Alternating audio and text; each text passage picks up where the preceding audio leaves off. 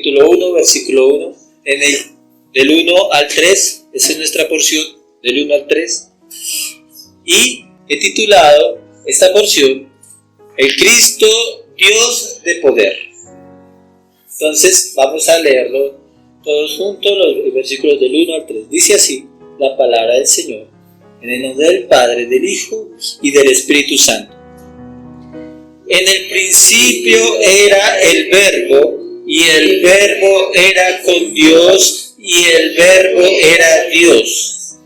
Este era en el principio con Dios. Todas las cosas por Él fueron hechas, y sin Él nada de lo que ha sido hecho fue hecho. Amén. Oremos. Señor, te damos gracias, Padre Celestial, una vez más. Oramos, Señor, para que podamos, Señor, al iniciar este Evangelio de Juan, Señor, ser ayudados en nuestra fe en la persona de Cristo.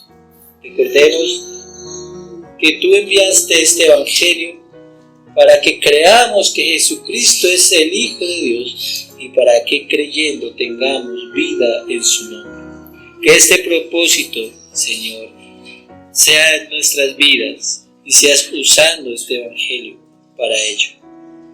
Necesitamos, Señor, creer más de Cristo. Necesitamos, Señor, entender quién es Él, su altura, su anchura, su profundidad, su amor en Cristo, que es el tuyo, Señor Dios, que excede todo conocimiento. Damos gracias, danos luz, Señor. Danos un corazón que reciba tu palabra y una vida dispuesta a vivir de esa verdad. En Cristo Jesús. Amén. Bueno, entonces, como les decía, damos inicio al Evangelio de Juan.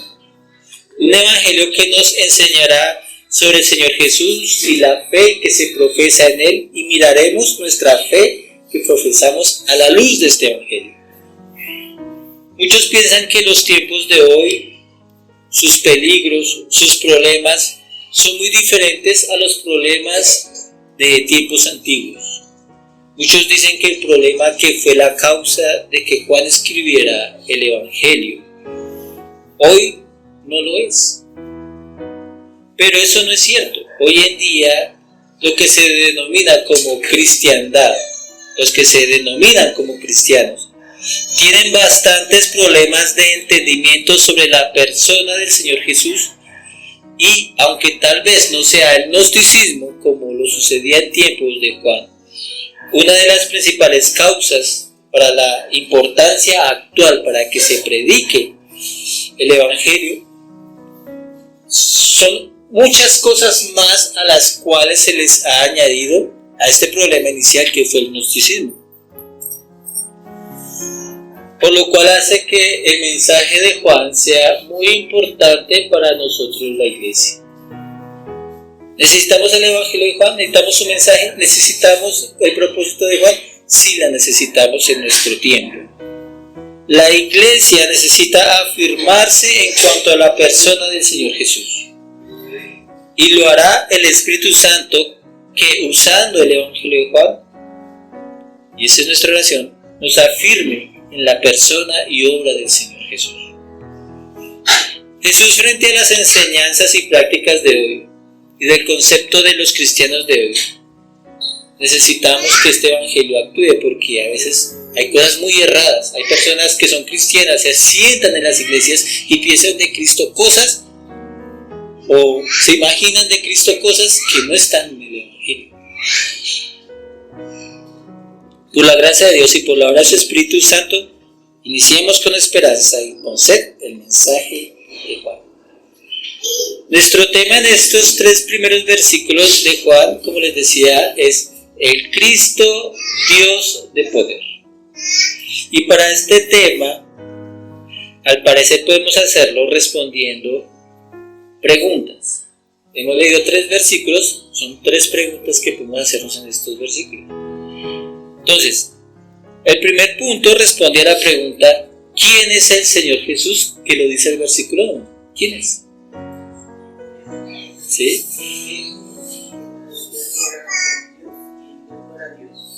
Así es.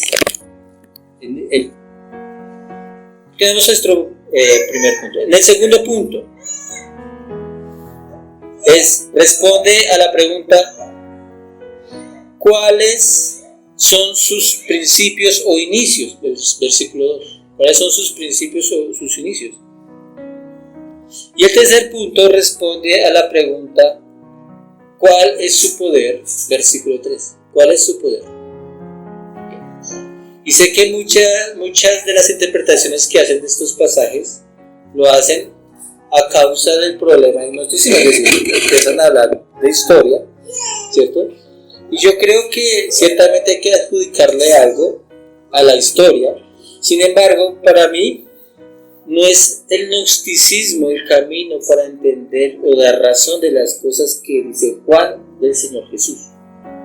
Para mí el gnosticismo es una filosofía hueca, como lo dice la Escritura, ¿cierto? Huecas filosofías.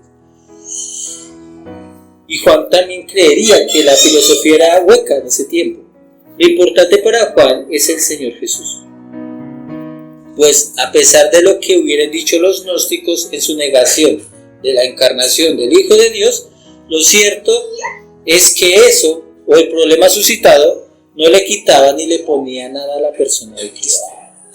Si hay gente que cree que Jesús no es el Señor, eso no da para pie para que el Señor Jesús no sea el Señor.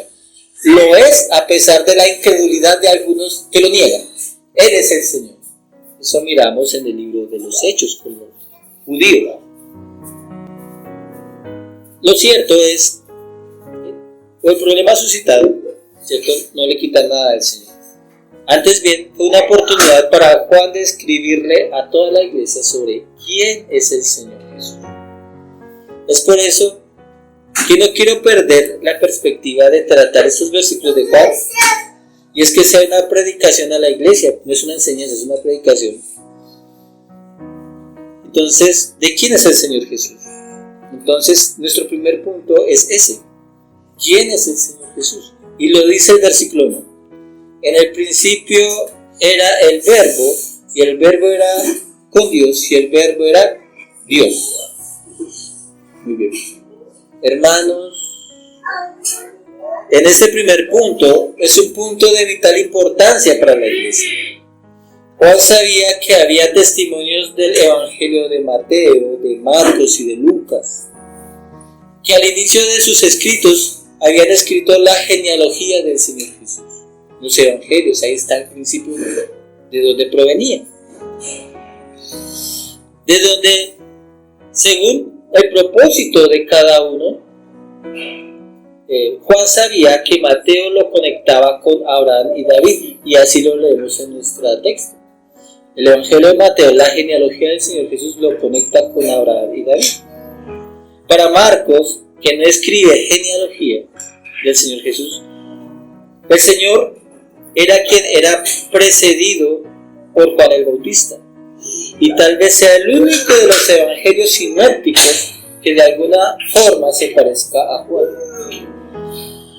Pero con la diferencia que Juan dice de una manera directa que es Dios. Para Lucas, la genealogía del Señor Jesús era o es desde Adán. Perdón. Es desde Adán. ¿Sí? Es desde Adán. Entonces Lucas es desde Adán, porque Adán es hijo de Dios. Y donde está involucrada toda la humanidad, no solamente judíos, sino gentiles. Entonces tenemos esa diferencia. Entonces Juan escribe.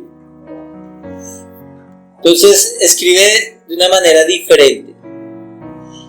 Y todo esto lo sabía Juan de la forma que inician los evangelios. Para él era importante responder la pregunta: ¿quién era el Señor Jesús? El Señor Jesús es ubicado en el principio, dice ahí, ¿cierto? En el principio era el Verbo. Entonces, ¿quién era? Es ubicado desde el principio. No es en un principio, y póngame mucha atención, no es en un principio, como dicen los testigos de Jehová, o la traducción del Nuevo Mundo que usan como Biblia, entre comillas, los testigos de Jehová, sino desde el principio, tal como el original griego lo indica. Juan lo ubica desde la eternidad con Dios, ¿sí? En el principio. No dice en un principio, dice en el principio. No a partir de un tiempo determinado, como lo quieren hacer ver los testigos, con su interpretación. Juan habla del Señor Jesús cuando no se había encarnado. Lo ubica como siendo la palabra o el verbo de Dios. Un comentarista escribió sobre la visión de Jesús que debía tener la iglesia. La visión, decía él, debía ser en la visión de los 4 evangelios. No de uno o de 2 o de 3, sino de los 4. Y para mí eso está bien, porque Juan tiene que escribir esto porque tal vez la visión que tenían unos al interpretar los otros no era lo suficiente. Se debe conocer la perspectiva de cada evangelio para tener el completo. Para Dios, en el año finalizando el primer siglo, se necesitaba el 4 evangelio, ¿cierto? Yo lo creo así.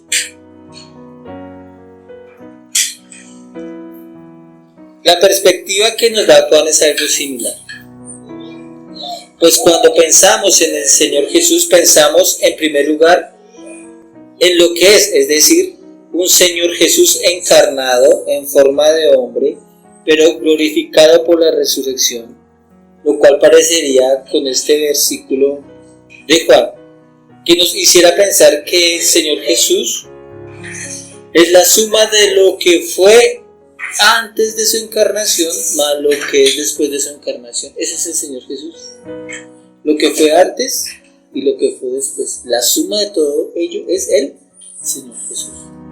Cuando dice en el principio era el verbo. Pues de alguna manera, al tener la idea de un Señor Jesús encarnado, pareciera que de alguna manera al llegar a la mente del hombre, porque es problema del hombre, al discernir que es hombre, entonces el Señor Jesús es concebido en detrimento de su divinidad, ¿cierto? Como fue hombre, entonces le quitamos la esencia de Dios. Ese es un problema de nuestra mente, de ser hombre. Es decir, que es menos que Dios. Pero Jesús es el Señor, es Dios como Dios. En la doctrina de la Trinidad, el Señor Jesús no es menos que Dios Padre, ni menos que Dios Espíritu. Ahora, si Dios del Antiguo Testamento es la Trinidad, y hablando específicamente de entre ellos, del verbo o la palabra antes de su encarnación, entonces eso tiene implicaciones teológicas y prácticas. Teológicas, que en el principio era como Dios, estaba con Dios y era Dios, dice Juan. Por lo que concluye Juan que el verbo era Dios. Bueno, y ustedes se hacen la pregunta ¿por qué está en pasado? Y el verbo era Dios. ¿No se han preguntado por qué está en pasado? ¿Acaso el Señor Jesús ya no es Dios? Esta es una muy buena pregunta. Mi opinión es que Juan comienza desde un punto a narrar, desde un punto histórico, a narrar lo que hizo en su encarnación. O sea, narra desde un punto histórico, cuando el verbo se hizo carne, ¿cierto? Entonces, cuando el verbo se hizo carne, dice el apóstol Pablo en Filipenses capítulo 2, ¿cierto? que Él se despojó de ser igual a Dios, ¿cierto? Entonces, la respuesta del por qué está en pasado es que en esa condición, antes de su encarnación no es que haya dejado de ser Dios, sino que al hacerse hombre, el verbo tomó forma de hombre, como el verbo hombre, y sigue siendo Dios, pues ascendió al cielo en cuerpo de hombre. Entonces esto es implicaciones teológicas cósmicas. ¿Por qué? Porque antes el verbo no estaba encarnado, pero era Dios, se encarnó, tomó forma de hombre, fue hombre, y cuando regresó al cielo, no regresó en forma de verbo solo, sino de verbo hombre encarnado, ¿cierto? Por eso el tiempo era Dios. Cuando se encarnó, el verbo tomó cuerpo humano. Y eso es teológico, eso es muy profundo, eso es cósmico, ¿sí? Y ahora está en el cielo. Y en por eso decía, ¿cómo debemos concebir a Jesús? Lo que es antes y después de su encarnación. Así debemos concebir. Y por eso empieza Juan hablando de esa manera. Sé que estas cosas son difíciles de comprender y por eso el título del apóstol Juan como el teólogo de la iglesia. No por las cosas difíciles que dice, sino por la profundidad de esas cosas que nos hacen un poco difíciles de comprender. En resumen, Juan enseña del Señor Jesús que es el verbo hecho hombre, es la segunda persona de la Trinidad, el Hijo Dios hombre. Hijo Dios hombre. Y todo esto responde a la pregunta inicial: ¿quién es el Señor Jesús? ¿Por qué es importante decir estas cosas al hablar del Evangelio? Porque para que el Evangelio sea Evangelio, debe comenzar por el verbo Dios hombre, para Juan. Por eso comienza Juan su Evangelio: en el principio era el verbo era con Dios y el verbo era Dios. Es importante comenzar con esto, porque si no comenzamos con esta visión de Cristo, perdemos el tiempo, o Juan está perdiendo el tiempo de que la gente después siga sus escritos. Comienza por lo que es, por Cristo, por Jesús, por el Hijo, en la concepción de lo que debemos tener de Él. Y vamos a ver que Él se desplaya mucho en explicar quién es Cristo, para que después cuando Él hable, diga, sepamos que no es cualquier cosa.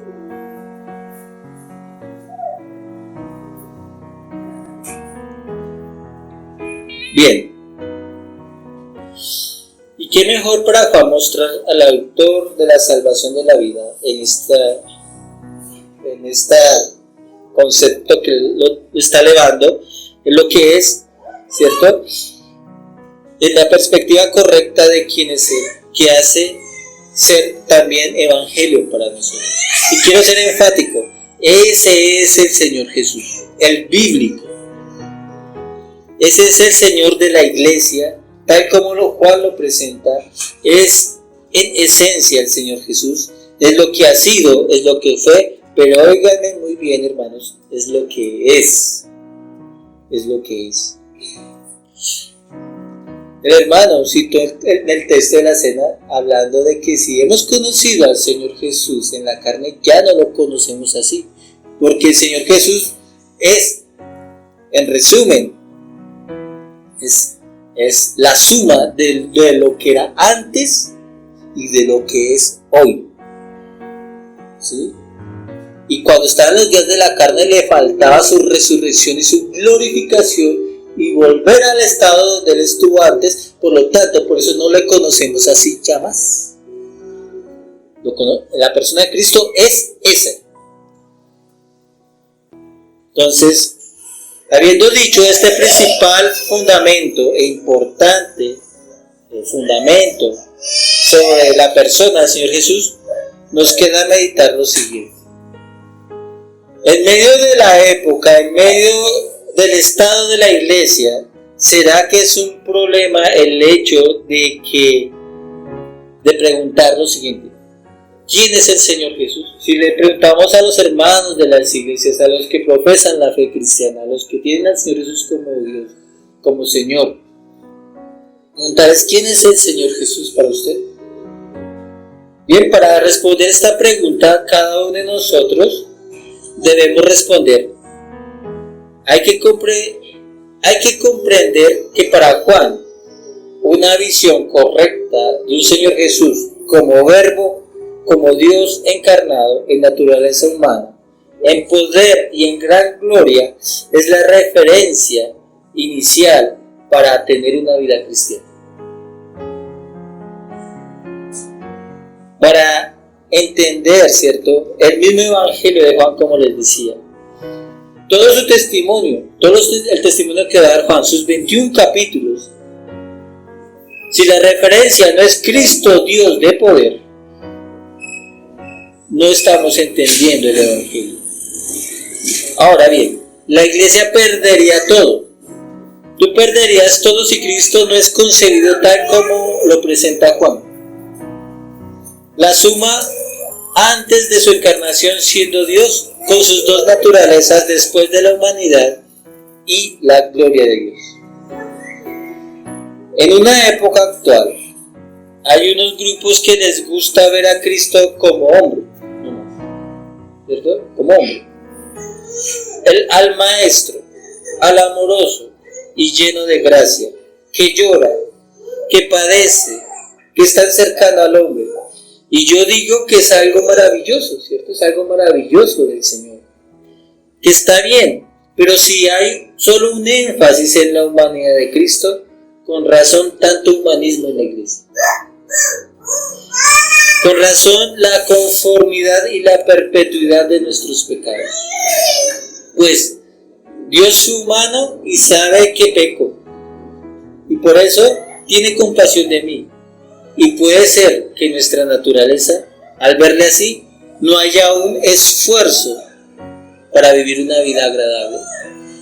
Pues puede estar concibiendo, debido al énfasis del Cristo humano, que es permisivo, pues es también hombre. Cierto, Cristo es hombre, pero sin pecado, que siendo hijo de hombre, odia el pecado. Como hombre perfecto, Cristo no peca ni pecó, aunque vino para librarnos de nuestros pecados. Cristo odia el pecado, no tolera el pecado. Nuestro Señor les pedía a las personas que no pecaran más si creían en el cierto. Lo hacía también como hombre. Con esto no quiero decir que Cristo, por ser hombre, no es que no nos entienda. No entienda que estamos rodeados de tentaciones y debilidades. No entienda que estamos perfeccionándonos y que si pecamos nos insta más bien a ir a Él. Pero lo que no hace es hacernos creer que debemos seguir pecando. Todo por pensar en ¿qué? Su humanidad. Hay en muchas iglesias que conciben un Cristo hombre, pues como humano es tolerante con el pecado, y al pensar así, hacen del Señor Jesús un hombre relajado con el pecado de los que creen en Él. ¿Por qué creen que hay muchos practicantes de pecados sin arrepentimiento entre la iglesia? Que Cristo se han concebido, ¿cierto? El mundo, la sociedad está muy revolucionada, anda muy rápido. El sistema impone sus maneras, sus formas de pensar. Y los cristianos revolucionados con el mundo se autoimponen lo que impone el mundo, todo porque Cristo, como es hombre, sabe lo que es vivir en un mundo revolucionario. Cristo vivió en el mundo, pero no practicó las cosas del mundo. Y es un ejemplo a nosotros como hombres. El Señor Jesús fue hombre, pero no estuvo bajo los pecados de todos los hombres del mundo en los que estaban. Ni se impuso lo que todos los hombres del mundo se impusieron, ni anduvo en la revolución de este mundo. Para Juan, la visión de un Cristo completo es pensar a la par que eres Dios y hombre. Sí. Fue el Dios encarnado cuando estuvo acá. El Dios del Antiguo Testamento. Noten, para Juan, Cristo es el Dios de ¿quién? Del Antiguo Testamento, que moró y mora hoy en el fuego de santidad, que es el Señor de gloria, en donde no hay trono ni persona más alta que Él. Por lo que presenta un reto mayor en la fe de los cristianos desde ese tiempo. A partir de la resurrección y asunción del Señor Jesús, es pensar en el Señor Jesús como hombre verbo, como Dios hombre a la vez en calidad de Dios. Ese es un reto. Pensar que Jesucristo es Dios y por lo tanto verle correctamente para poderle entender las cosas que enseñó. Porque en su tiempo la gente lo veía como un simple ¿qué? Hombre. Y el problema que el Señor tuvo con los hombres y con su pueblo es que Él decía que era Dios. Claramente lo dice. En Juan están muchas referencias de Jesús como yo soy. El yo soy la puerta, yo soy la vid, ¿cierto?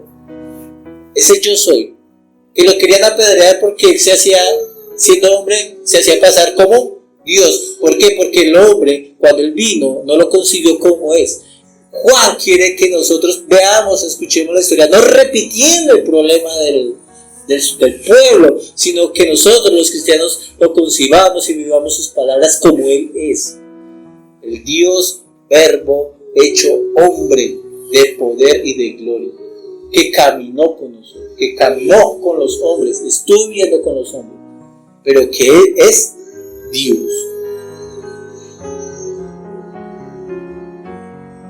En donde no hay persona más alta que Él, por lo que presenta un reto, como les decía, mayor a nosotros. Sus enseñanzas entonces no son cualquier enseñanza, son las enseñanzas de ¿quién? O sea que cuando el Señor se para a enseñarle al pueblo, es como si Dios en el Sinaí le estuviera dando leyes al pueblo. Eso así es Juan que pide que nosotros lo consideremos. Que cuando Él nos habla a través de su Biblia, no lo consideremos como un consejito más que debamos o no debamos hacer. No, se trata de Dios hablándonos directamente por medio de la persona de Cristo. Y aunque es hombre, se encarnó, y aunque es hombre glorificado del cielo, ese título hombre no es una justificación para no verle como es, ¿cierto? Como Señor, como Dios. Sus obras no son cualquier clase de obras. No es ni como Moisés, ni como algún profeta. Lo que dijo e hizo es como si Dios Jehová mismo lo enseñara e hiciera. Y aquí está la paradoja del Evangelio. Este Dios Hijo come, bebe, duerme, llora, se cansa. Es hombre con sangre y huesos.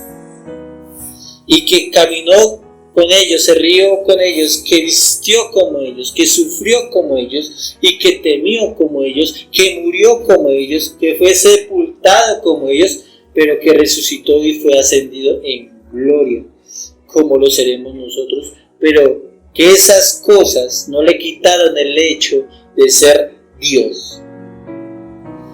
Y ese Señor Jesús es nuestro Salvador. El mal de la época hace ver a un Jesús distante. Algunos pueden creer en que Cristo es Dios, pero su relación con Dios es el mismo de los agnósticos. Los agnósticos creen en Dios, pero lo creen a su manera, que Él está distante de su creación. Existe pero no le interesan las cosas que suceden en este mundo. Con la persona de Cristo se puede ser un agnóstico, se puede concluir que ¿para qué orarle a un Cristo así si no responde? ¿Para qué asistir un domingo o clamarle para que dispense fuerza o luz si al final pues somos tan poca cosa? Que ni quita ni pone. Solo hay que vivir solo sabiendo que es Dios, pero nada más. La vida sigue aquí con todos sus pesares y males. Algunos tienen un Cristo así, pero no es el del Evangelio. En resumen, para comenzar a adentrarnos en este Evangelio, podemos decir que en la perspectiva de un Señor Jesús Dios, el Verbo hombre, invita a Juan a considerar al que hablará y obrará, para que no tengamos otro Cristo en mente, otro Señor Jesús en nuestra idea, sino el revelado, el del Espíritu, el real, el que es hoy y ahora. Y esta es la respuesta a nuestra primera pregunta: ¿quién es Dios? ¿Quién es Jesús? Perdón. Es Dios. Muy bien. Vamos con nuestra segunda pregunta. ¿Cuáles son sus principios o inicios? Lo dice el versículo 2. Este era en el principio con Dios. Ahí está. Bueno, ya hemos hablado algo al respecto cuando se mencionó las genealogías de los evangelios. Y otra cosa por mencionar que han notado muchos biblistas es que hay un paralelismo con Génesis capítulo 1 versículo 1. En el principio creó Dios los cielos y la tierra. En el principio era el verbo, ¿cierto? Hay un paralelismo ahí. Y es un paralelismo por el versículo 3 también. Si las cosas que fueron hechas no fueran hechas sin él, ¿cierto?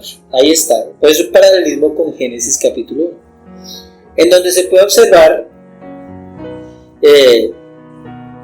que era el verbo, pero ojo, no que su principio fue en la creación, no, sino que para mostrar que el Señor Jesús antes de su encarnación, como dijimos, estaba con Dios en la ejecución de la creación. El Señor Jesús no fue creado en la creación, no, Él era la palabra, el verbo. Es como si dijera que Dios habló solamente en la creación. Dios hablaba más desde antes, ¿cierto? Por lo tanto, hace del verbo coeterno, existente con Dios. Entonces, la respuesta a la pregunta, ¿cuál es el principio del inicio del Señor Jesús? La respuesta es con Dios. Bueno, ¿y cuál es el principio e inicio de Dios para saber cuál es el inicio del Señor Jesús? Y la respuesta es desde la eternidad pasada. Esto indica que el Señor Jesús no tiene principio. Esto concluye que el Señor Jesús es Dios Hijo, en otras palabras, que es Dios. Antes de su encarnación, desde su encarnación, Él no tiene principio de Dios. Son muchas cosas las que podemos decir del Señor Jesús en esa simple oración con Dios. Esa oración con Dios da mucho que decir desde la eternidad. ¿Qué implicaciones tiene esto para el Evangelio y la Iglesia? Bueno, si Juan al inicio del Evangelio, en relación a todas las cosas que nos va a decir del Señor Jesús en cuanto a nosotros, Él es Emmanuel, que significa Dios con nosotros, ¿cierto? Todas esas cosas tienen prerrogativa con Dios o de Dios. Significa que lo que ha transcurrido el mundo no llega a casi nada de lo que el Señor Jesús ha estado con Dios. Significa que los 33 años que tuvo lugar el ministerio del Verbo encarnado no dejó de estar con Dios y de ser Dios. Que con cada palabra, cada acción, cada gracia era como si Dios la hiciese, pues eso significa con Dios y debería ser así. Pues el Verbo era Dios. Cuando Jesús habla, era como si Dios hablaba. Cuando el Evangelio fue predicado, es con y de Dios. Su predicación es predicación de Dios o con Dios, como Juan dice, y de Dios también. Y no hay mejor garantía para oír al Señor, observar su amor y meditar en Él, que tener presente esta prerrogativa. El Verbo era en el principio con Dios. Para eso es importante para el Evangelio. Y esto es una realidad antes de su encarnación, pero igualmente es una realidad en su encarnación y lo es también hoy en su calidad de Dios hombre, en toda la gloria y poder de Dios, con Dios como Dios. Por esta simple declaración podemos comprender el por qué se nos ha dado la vida eterna. ¿Por qué se nos ha dado la vida eterna? Gracias a que Cristo es con Dios y es Dios. Por eso se nos dio la vida eterna. Ahora bien, pensemos en lo siguiente. ¿Cómo llega Dios a cumplir ser Dios con nosotros? O ser Emmanuel. ¿Cómo Dios dice será un Emmanuel para nosotros? ¿Cómo Dios llega a cumplir eso en la práctica? Y la respuesta es por Jesucristo. ¿Cierto? Por Jesucristo. Somos el pueblo de Dios gracias a que Dios es con Cristo. Y Cristo es Dios. Dios vive lo que nosotros vivimos. ¿Por qué? Porque Cristo es Dios y es con Dios. Tal como lo dice Juan. Dios está en nuestro dolor, Dios está en nuestro sufrimiento, gracias a que el Señor Jesús es con Dios o Dios.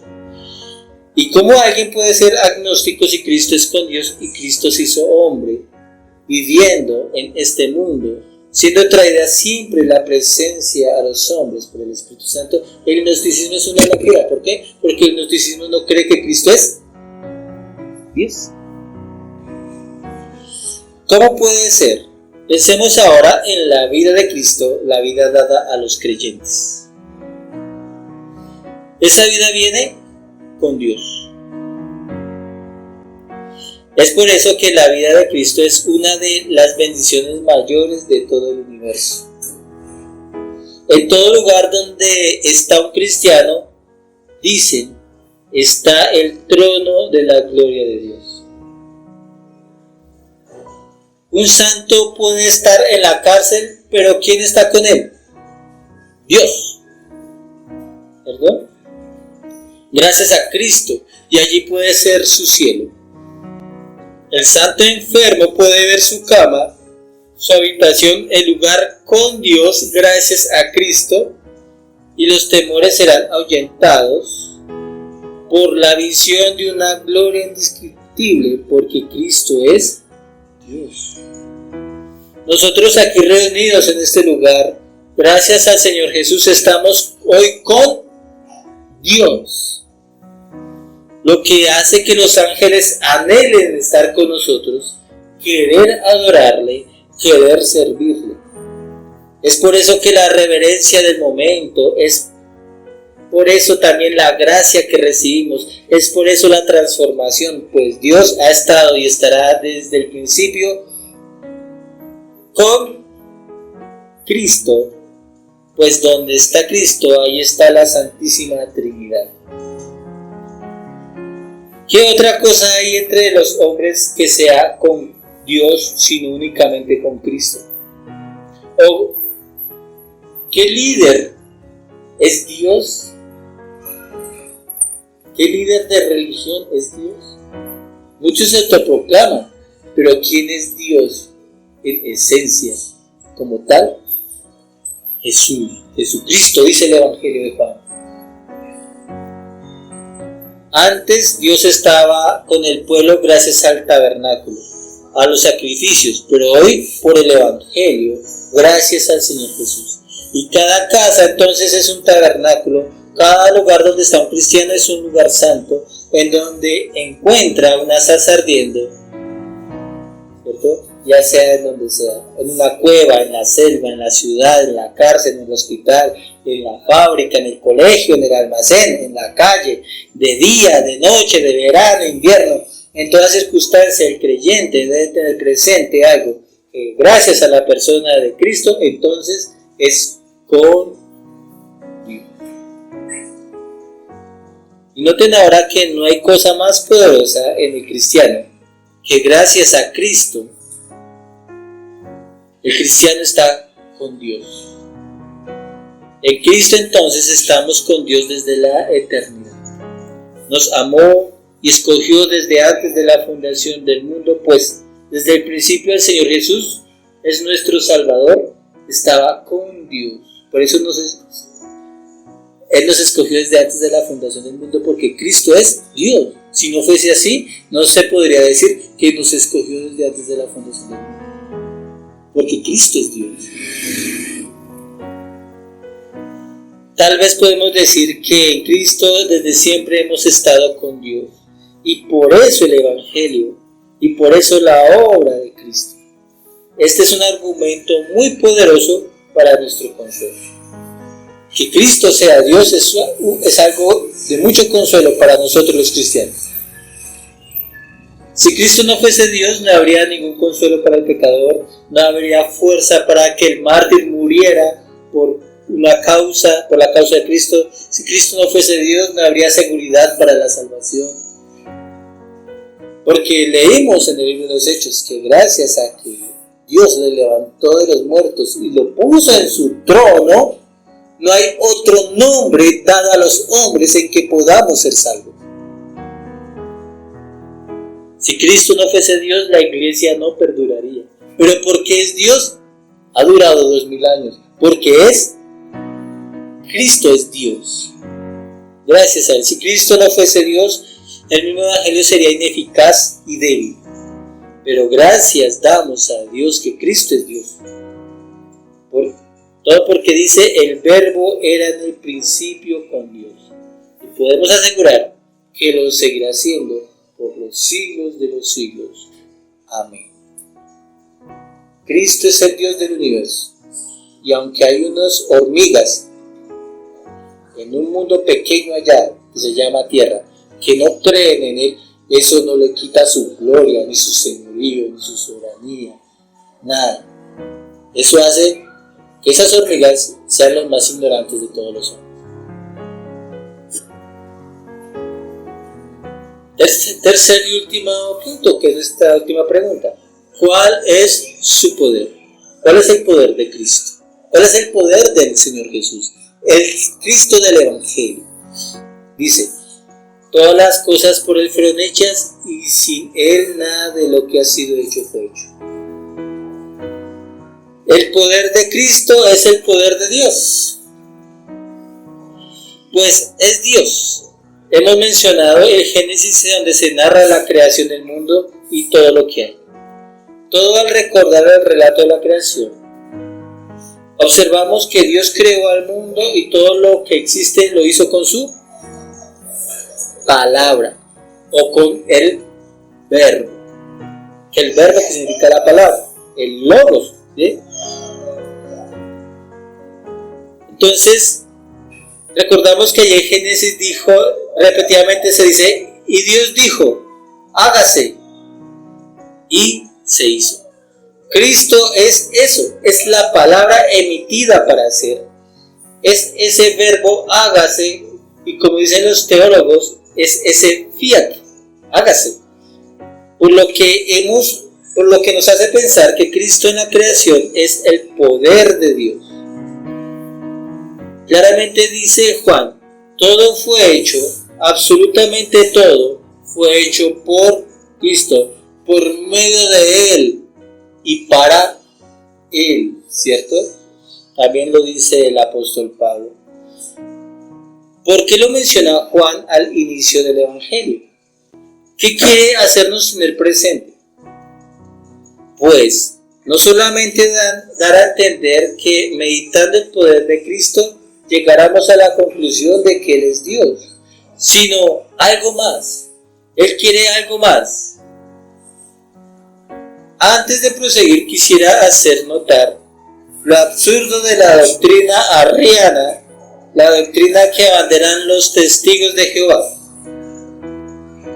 Lo menciono pues ya que es un deber denunciar el error según la palabra de Dios, sobre todo respecto a la persona de Cristo. Ellos dicen que el Señor Jesús fue la primera creación de Dios, los testigos de Jehová. Es decir, que el verbo fue creado antes del mundo. Y eso significa que para el testigo, el Señor Jesús es una criatura celestial, mayor que los ángeles, pero aún así una criatura. Pero miren cómo los refuta Juan con cómo una criatura puede crearse a sí misma. Porque todo lo que se ha hecho por Él, por medio de Él y para Él. Como una criatura, según los testigos de Jehová, que Jesucristo es un ángel, es una criatura, puede crearse a sí mismo. ¿No creen que es un absurdo? Es loco pensar eso. Porque claramente dice, como les decía, que todas las cosas fueron hechas. Y ojo, dice todas las que están arriba en el cielo y abajo en la tierra. Dice todo. Nada de lo que ha sido hecho fue hecho, sino con nada se entiende no solo las cosas visibles de esta creación, sino de las invisibles, ángeles, poderes, dominios, potestades, todas las cosas celestiales, las hizo Cristo. Por medio de Él fueron hechas y para Él fueron hechas. Por lo tanto, Jesucristo es Dios. Lo que hace de la doctrina arriana algo absurdo en sus concepciones. Volviendo a nuestro tema, hemos dicho que la respuesta a la pregunta ¿cuál es el poder del verbo? La respuesta es el poder de Dios. Es el poder del verbo. El poder de Cristo es el poder de Dios. Y lo demostró muchas veces. Caminó sobre el agua, calmó la tempestad, echó fuera a las potestades de los aires. Hizo muchas cosas para demostrar o mostrarle a sus discípulos que Él era Dios. Recordemos que en Juan hay 7 milagros que el Señor hizo a sus discípulos. Porque la razón principal de hacerlos a ellos es demostrarle a sus discípulos, mostrarles, revelárseles como Dios. Como Dios.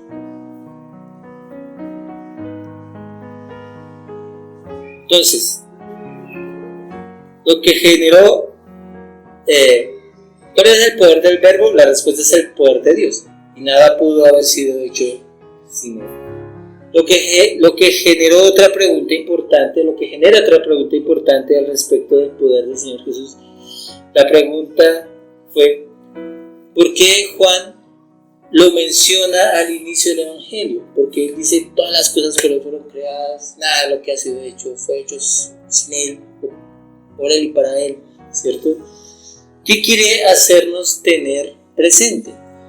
Y lo que entiendo es que el Evangelio, como tal, solo pudo ser obrado con un Cristo de Dios de poder. El Evangelio se realizó, se obró, es buena nueva para nosotros, hizo grandes cosas, tiene grandes promesas, grandes logros, porque Cristo es Dios. No como el que lo proponen los testigos de Jehová, el Cristo que lo proponen allí. Lo que hace del Evangelio un Cristo semejante. Porque el Evangelio de los testigos es un Cristo, un Evangelio sin poder, por lo tanto un falso Evangelio. Porque toda cosa que vaya en detrimento de la persona de Cristo es un falso Evangelio, un falso proceder, un falso orar que nunca llega a nada. Si le quitamos a Cristo, ¿quién es? Para que el Evangelio sea Evangelio verdadero, el fiel de la creación, la palabra eterna de Dios, tuvo que encarnarse y obrar de la manera que obró, enseñar de la manera que lo hizo, pasar las cosas que pasó, pues solo el fiat, ese verbo, ese hágase de Dios, podía ser de pecadores nuevas criaturas. Es decir, solamente el verbo que dice hágase la luz podía haber dicho un pecador, eres perdonado. Por eso también revela las implicaciones de lo que es el pecado. Porque si solamente el verbo tuvo que encarnarse para la salvación y perdón, es porque dice que el perdón de un pecador ejerció más poder que crear un mundo o un universo. El que yo sea hijo de Dios, el que tú seas hijo de Dios, el que Cristo, Dios, se haya encarnado y por Él haya sido perdonado, seas nueva creación, tuvo que ejercer un poder tal que solamente Dios lo podría haber hecho. La salvación de un pecador es una cuestión de Dios, no de nosotros. Y Cristo lo hizo porque es Dios. Ser nueva criatura es por el poder de Dios. Ese hágase fue dicho sobre nosotros y fuimos. Pero a ese hijo le tocó padecer, morir. Ese verbo tuvo que encarnarse. Ese Dios tuvo que hacerse hombre para que nosotros tuviéramos el perdón y la salvación. Por eso ese evangelio, si no concebimos que Cristo es así, nosotros no entendemos la magnitud del pecado y la magnitud de la obra de Cristo. Por eso es importante concebir a Cristo como es.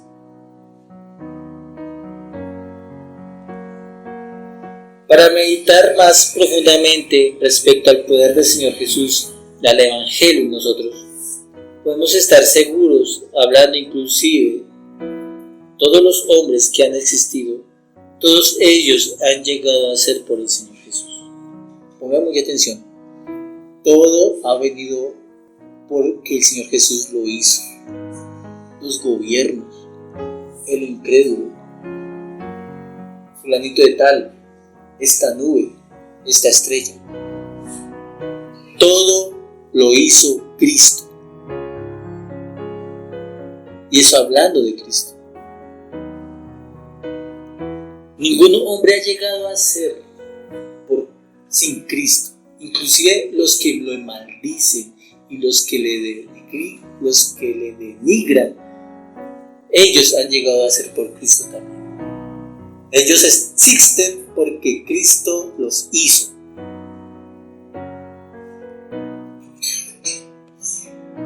La iglesia, los hombres del mundo, y yo. Es por eso que todos, por el poder del Señor Jesús, tenemos que ver con el Evangelio.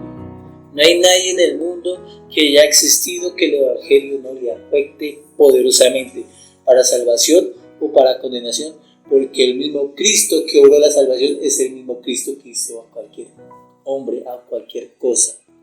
Todos estamos afectados por la obra de Cristo. Gústenos o no nos guste. De acuerdo con este versículo de Juan, tenemos entonces la causa del poder del Evangelio. La causa es la palabra de Dios, el verbo de Dios, el fiat del Señor Jesús. Esta hace del Señor Jesús la causa de la existencia universal. El Señor Jesús es poder de Dios para creación. Y todo esto dicho por Juan es para consideración del Cristo que tiene la iglesia en primer lugar. ¿Cuál es el concepto de Cristo en la iglesia?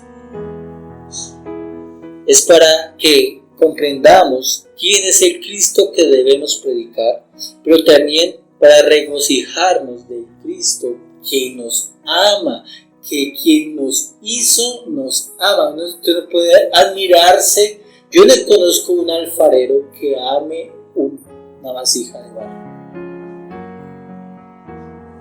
Pero en Cristo, Dios manifiesta su amor para con nosotros, ¿sí? En que Él nos hizo y adicional nos ama. Muere por nosotros, se interesa en nuestra salvación. Un alfarero ve la grieta en la vasija, la rompe, hace otra. Dios no hizo eso con nosotros. Envió a su Hijo, a sí mismo, para salvaciones. ¿Eso no es amor? Claro, eso lo dice Juan 3:16. hablando del amor de Dios en Cristo. Y lo hace Cristo porque es Dios. El Señor Jesús siempre ha estado y es el Señor Dios por medio de todo. Por medio del Señor Jesús hizo todo. Y qué referencia tan gloriosa de Cristo, que nunca perdamos la visión verdadera del Señor Jesús. Y creería yo que faltan las palabras para describir el Cristo Dios. Es como las visiones de las teofanías o de las apariciones de Dios que les fueron dadas a los profetas. Cuando describe una teofanía, la teofanía del Verbo antes de la encarnación, en la cual quienes la estamos viendo, solo podríamos clamar con Moisés, tal vez anonadado, ¿cierto? Diciendo, bueno y misericordioso es Jehová, lento para la ira, grande en misericordia.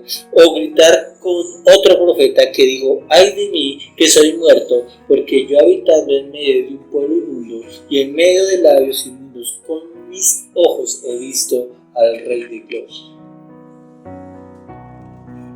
O nos puede ocurrir, como le pasó al mismo autor Juan en el Apocalipsis, al ver al Señor Jesús caer como que todos hoy quedáramos postrados en adoración ante esa visión de estos 3 versículos que nos dice Juan de Cristo, en adoración ante el Dios Hijo, que tal teofanía descrita ser la causa del poder de una vida consagrada. Que por Cristo nuestro Señor estos versículos sean vistos por todos los hombres, por nosotros primeramente, para considerar quién es el que obra en el Evangelio, de quién es el que habla, quién es el que llama, sobre quién es el que camina con los hombres en la forma de hombre, sobre todo cuando empiece a narrar su historia, sobre quién es el que sufre, sobre quién es el que enseña, sobre quién es el que le rechazan, sobre quién es el que nos amó y nos dio vida por medio de su cruz. Y sí, es el Verbo, es la teofanía descrita por Juan, es el mismísimo Dios, es el Señor Jesús. Cuando Juan pone a considerar primeramente a ese Cristo, todas las cosas que va a narrar no son simples cosas, son cosas grandiosas. Todas las cosas que manifestó por los suyos no son simples cosas, son cosas de Dios por lo suyo. Y eso es lo que nos debería admirar, pero también nos debería hacer temer las cosas que dijo en contra, las cosas que le causaron furor o indignación. Son cosas que deberíamos temer. Las cosas de Cristo son cosas eternas. Es por eso que nos anima a considerar quién es nuestro Cristo. ¿Quién es nuestro Cristo? Y cada uno debería decirlo aquí. ¿Quién es el Cristo al que yo sirvo, al que yo sigo? ¿El que me permite? ¿O el que es Dios, que se ha manifestado como tal? Y esa es, pues, mis hermanos, la consideración a la que nos invita a Él.